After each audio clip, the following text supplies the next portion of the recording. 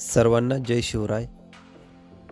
आज आपण छत्रपती शिवाजी महाराजांबद्दल प्रश्न बघणार आहोत. तर त्यापैकी किती प्रश्नांची उत्तरे तुम्हाला माहीत होती हे खाली कमेंटमध्ये नक्की सांगा. व्हिडिओ सुरू करण्याआधी सर्वांसाठी एक प्रश्न. स्वराज्याच्या पहिले युवराजांचे नाव काय होते? या प्रश्नाचे उत्तर खाली कमेंटमध्ये सांगा. आजचा पहिला प्रश्न लगेच. छत्रपती शिवाजी महाराजांचा जन्म कधी झाला? Option 1 19 February 1630, option 2 19 February 1629, option 3 19 February 1631, option 4 19 February 1628. योग्य उत्तर 19 फेब्रुवारी 1630.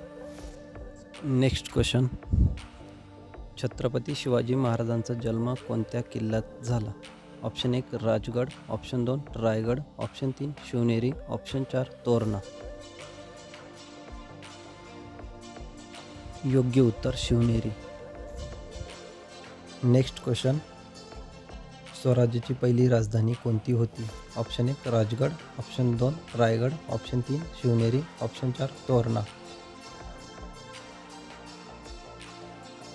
योग्य उत्तर राजगड. Next question. छत्रपती शिवाजी महाराजांच्या पहिल्या पत्नीचे नाव काय होते? Option 1 Soyarabai, option 2 Putalabai, option 3 Saibai, option 4 Sakavarbai. बरोबर उत्तर सईबाई. Next question. छत्रपती शिवाजी महाराजांच्या आई कोण होत्या? Option 1 Jijabai, option 2 Tarabai, option 3 Ahilyabai, option 4 Lakshmibai. योग्य उत्तर जिजाबाई. Next question. शिवाजी महाराजांनी किनारपट्टी संरक्षण म्हणून कोणता किल्ला बांधला? Option 1 Raigad, option 2 Sindhudurg, option 3 Pratapgad, option 4 Panhala. बरोबर उत्तर सिंधुदुर्ग. Next question. छत्रपती शिवाजी महाराजांनी वयाच्या 16व्या वर्षी कोणता किल्ला घेतला? Option 1 Rajgad, option 2 Raigad, option 3 Shivneri, option 4 Torna. योग्य उत्तर तोरणा. Next question. छत्रपती शिवाजी महाराजांच्या तलवारीचे नाव काय होते? ऑप्शन 1 शस्त्र, option 2 Jagdamba, option 3 Bhavani, option 4 Tulja. योग्य उत्तर भवानी. Next question.